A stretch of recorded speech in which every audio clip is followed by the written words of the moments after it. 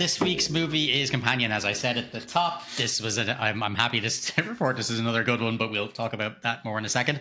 So it is written and directed by Drew Hancock, who also did Barbarian. Not sure if you saw Barbarian, did you, Des? No, didn't see it at all. Must be. That's good. It's a meant movie. It just when you start watching it, don't read anything about it, but start watching. You will have no idea what direction it's going to go when it goes Brilliant. There. It's a great movie. But this, so this is kind of, I suppose, it's kind of dark horror comedy, I guess. Mm-hmm. I don't think you'd call it really horror as such. It's more of a thriller, dark comedy. Yeah. And so it's starring Sophie Thatcher as Iris, Jack Quaid as Josh. Lucas Gage as Patrick, Megan Suri as Kat, Harry Gillen as Ellie, and Rupert Friend as Sergey. I love Rupert Friend as Sergey. Just before we get into it, I thought he was brilliant. Yeah. And then, I'll give you a quick synopsis first. And the synopsis actually for this movie gives nothing away. Like a billionaire's death sets off a chain of events for Iris and her friends during a weekend trip to his lakeside estate. Now, if you read that and only that, you would have absolutely no idea. Yeah. But if you've seen the trailer or even seen the poster, you know that she's a robot. Like in the trailer, we know she's not a real person. So the reveal in the movie then doesn't carry a whole lot of weight. I wish they had hidden that. I would love to be watching this thinking it's a regular thriller, what's going to happen, and then find out she's a robot. That would have been amazing. That's kind of how it happened to be, because I remember because in the trailer, like it literally Kat even says to him, "Did you jailbreak your sex bot?" Like it's literally in it. The part where he tells her to wake up from being asleep, all of that's in the trailer. And the kind of burning of the hand and stuff. Because I watched the trailer afterwards, but I'd seen the trailer way back. I think you'd mentioned it to me, or maybe I was editing one of the shows where you mentioned it. But while I was watching it, I was like, for some reason in the back of my mind, I was like, is this something? I thought there's something about a robot or something like that. But it wasn't so fresh. If I'd watched the trailer, a week before seeing the movie, so many bits in the trailer, and it's so hard to market a movie like this where you have to. That's it exactly. Yeah. I know why. Like I know I'm waiting for the hand burning. And you're just like, which is in the fucking last act of the movie, and you're like, okay. So it's the less perfect. It would be great if I knew even less and didn't know them. But I think in order to market it and what the kind of movie that it is, I understand why they did that. And the poster's gorgeous. I love the whole even the sign, the opening kind of what's called credits production thing with Companion written over the mountains, the thing, just the kind of the red romantic comedy font. Like it's a pink background with red writing, and then a little blood drops here and there. It's bring your girlfriend. Really, really well done. Date movie. But for those of you at home who are new, we'll do a usual. We'll start with our spoiler-free review. We'll kind of run through the movie and different aspects and what we enjoyed and what we didn't, and then we'll move on down to a spoiler section, but we will give you some warning. So that's just before we get into the nitty-gritty. What did you think? What was your overall feelings on this one? Oh, I loved it. Absolutely loved it. Like I said, like going in there and not really knowing too much about the specific kind of beats throughout the movie. I thought it was so fresh and inventive. Performances are just pitch perfect for that kind of dark comedy and where it goes. It's just, it's fantastic. That was very funny at times as well. It's just clever. The script is just super tight, confident, and sharp dialogue. The stakes were constantly escalating for me, and I just didn't know where it was going. And you get an idea of where it is narratively, but in terms of like story beats and stuff like that, it was pleasantly surprised with a smile on my face all the time. It's like it kind of veers away from anything formulaic. Which is such an achievement for kind of a movie like this. You always see movies like this where they are inventive and fresh and stuff like that, and then the third act just becomes, your standard kind of formulaic third act. Where this time it was just like I didn't really know where it was going, which was fantastic. But and some really, really good use of music to punctuate some of the scenes straight away. It's just picking up that soundtrack. It's just fucking. What did you think? We can start. Why don't we start off there? Yeah. What did you think of the score and the sound in general? Oh, absolutely loved it.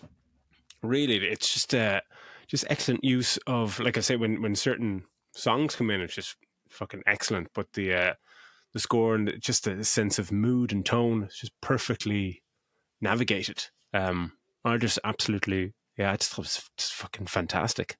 Yeah, me too, man. I too. Like, I mean, obviously, I think you do. Anybody who's listened or watched the show probably knew I was going to absolutely love this movie. But I love the score, and I love that it's, as you said at the start, it gives you that romantic comedy kind of vibe to it, and so it does have that. There's these even moments of heart and stuff where they actually have that kind of score to it, and it kind of offsets the horrible shit that's going on at the same time, and it's just really coolly done. It's a great soundtrack. It's one I think I definitely must listen to actually.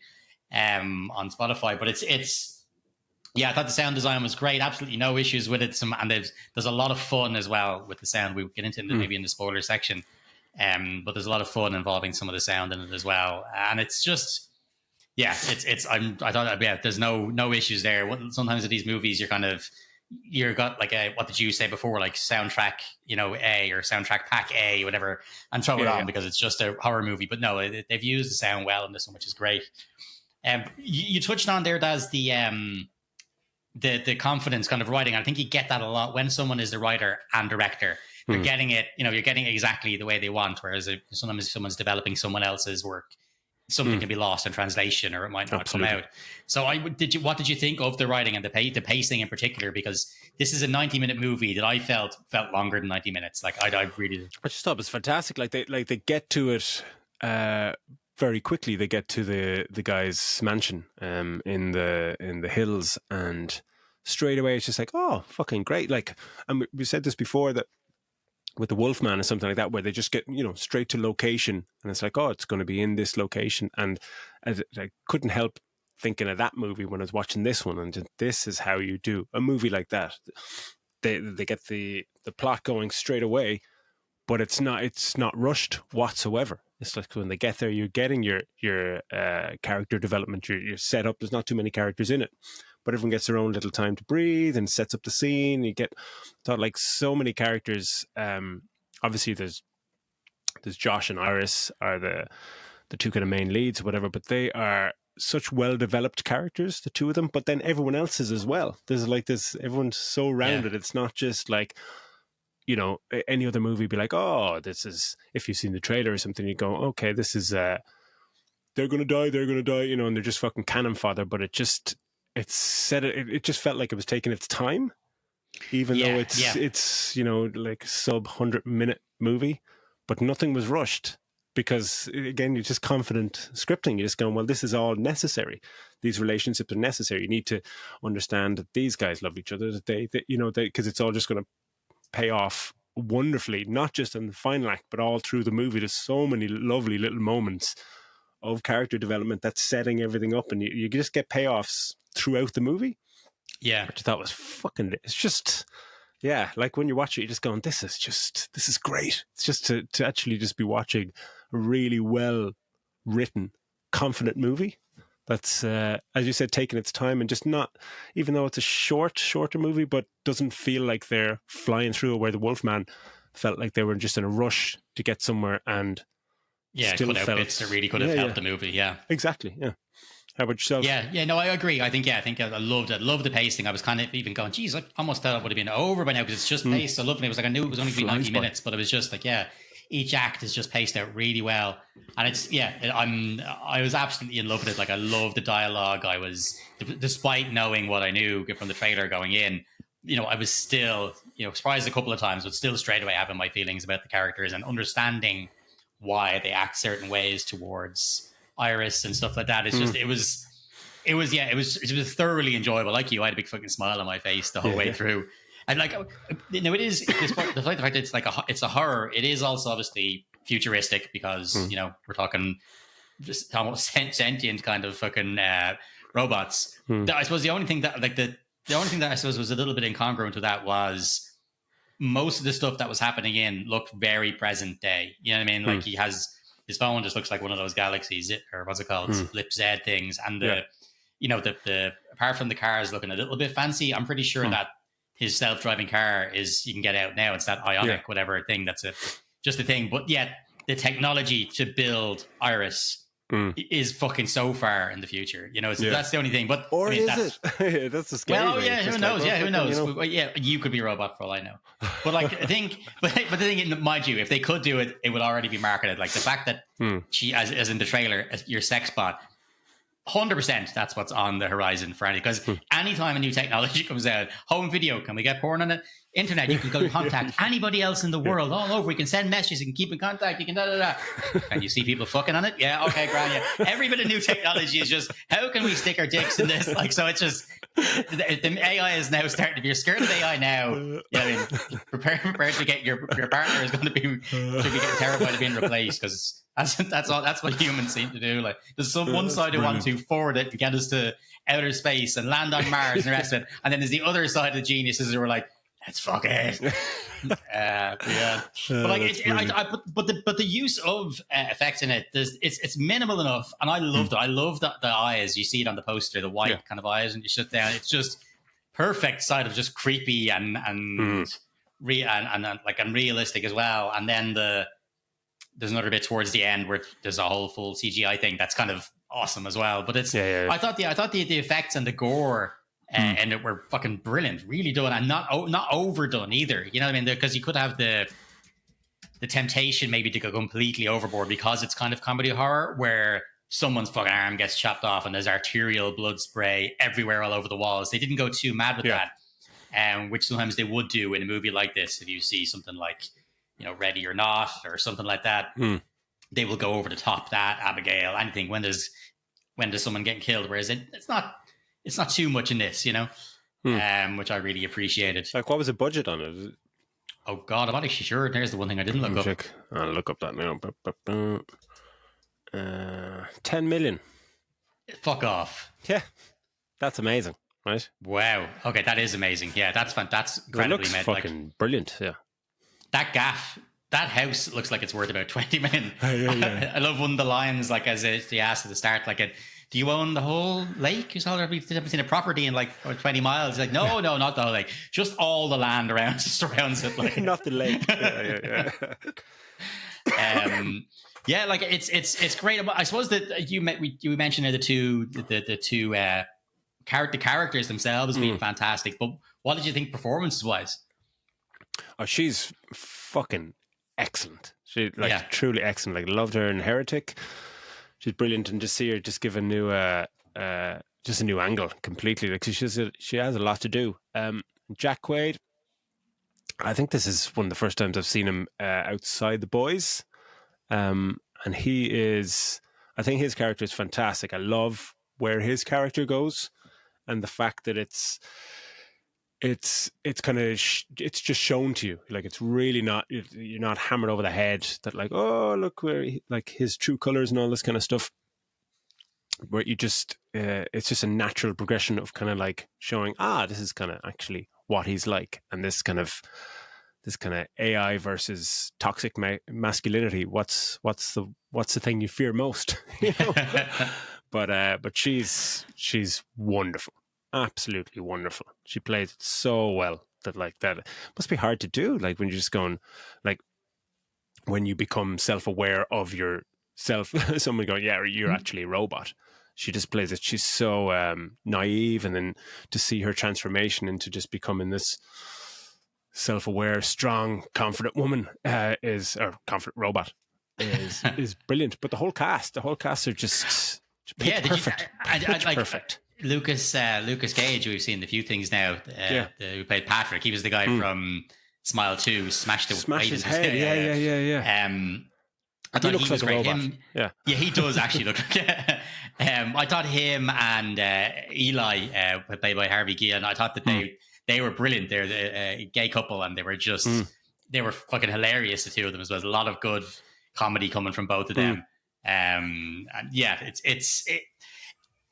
Some of which makes sense as it goes on, because obviously I said from the start it is given away in the trailer, but you kind of see whose reactions are different to Iris once you realize that she watches the machine. You realize when he says at the start, "Oh, Kat's not a huge fan of her," and Kat's kind of cold to her, and you think, "Oh, Kat just a bitch." No, she's just not. She's just not into sex robots. that point where she has this early on in the movie where they have a moment, and she's like, "Do you not like me, Kat?" And she's like, "No, it's not that I don't like you. It's just what you represent. Like, you make me feel like I'm so replaceable." And even that conversation, because I was in the dark, I was like, "Oh, all right, what the fuck is all that about?" And then there's a lot of words. There's a lot of things like that they kind of throw in about like the, I'm just not programmed that way. It's just not the way I am. And you just, if you weren't, there's loads of little bits and pieces like that. But when you go back, I'd say to rewatch it and see how, say, Eli reacts when he sees Iris, because she gets a big hug, whereas and then Sergei's kind of creepy and doesn't talk to her like she's a person either. It's really, I love them. I love the performances, man. I think like Sophie Thatcher is just fucking brilliant. There's the range that she goes through in this as well, from being like fully fucking terrified of what's going on to just, almost revenge kind of side of things, to just dark and cold. Like and she's funny as fuck as well. Like the stuff when the stuff German thing is amazing. Yeah, the German thing. Yeah, we'll get into that later on. But that, I wet myself laughing at that. That was absolutely brilliant. Such a great idea. Really, really good. And I suppose you're more into this now that I get with like cinematography. I can appreciate it, but like, what did you think of the cinematography in this? It's gorgeous, and I guess it's hard when you got a single location a lot of the time to like it's just lit brilliantly. I'm so surprised it's 10 million because it looks fantastic. It's obviously there's not much CGI going on, but it does convey that kind of near future feel to it. Everything's kind of smooth around the edges. But yeah, the lighting's fantastic, but the use of just the shots on Iris herself, when you just get those, just full on kind of close-ups when her, when she's meeting, let's say, Josh for the first time, just, to get those lovely shots with her eyes kind of downloading or processing stuff. Just minimal stuff like that. It's just, it's got a very premium look to it. And just again, you could get into it for hours, just the use of different lenses and different angles for specific stuff, specific scenes, is wonderful. It's just, as you said, it's a writer-director, and he's obviously working really, really closely with his DP. They know exactly. Well, I can't wait to see the behind the scenes in this, because I say it's meticulously shot. Yeah. Just looks so good. 10 million just goes to show you, man. If you know what you're doing, you don't need 50 million to make something look premium, Oh, look, we talked. I know we mentioned it a couple of times on here, but I think Upgrade cost 5 million. Yeah. Like, you can, and you think about that has an actual they use the same piece of road over and over again, but there's a proper like kind of car crash, speed chase, whatever, with no supposedly automatic car. And so there's all sorts of shit going on in that. But they just knew exactly how to cut it and how to edit it and how to shoot it. So to get the absolute maximum out of it, it just shows how, when you look at Wolfman, shot in the dark, money that was spent on it. Like shit, 25 million quid. It's like, no. Yeah. So look, how about we give our scores, and then we can kind of talk more about the actual spoilery stuff. So what about you, Daz? What would you give it now as your score? 4.5. Yeah, we're going to have the same score this week, man. I absolutely loved it. I'm going to go 4.5 as well. I'll probably confidently say, even though we're only the start of the year, this will probably be in my top 5 at the end of the year. Yeah, it's just absolutely. Yeah. It very substance vibes in terms of when you're watching it, just going like, this is great, but like fresh and inventive, and just going, I actually don't really know where this is going, and that's such a pleasant surprise to kind of just be taken on a journey and just be so happy that you're in the hands of somebody so creative and confident that's got a small cast, but they're all fucking singing during this. It's wonderful, absolutely wonderful. Yeah, it's wonderful to watch. Its comedy notes are bang on point. It's just a lot of fun. Highly recommended. Absolutely, yeah, me too. It just constantly evolves throughout the runtime. You're learning more about all the characters, and just as we said at the top of it, the script is just super tight. Just fucking, it's pitch perfect. Funny and suitably grotesque when it needs to be. But yeah, check it out. 4.5 stars from the both of us.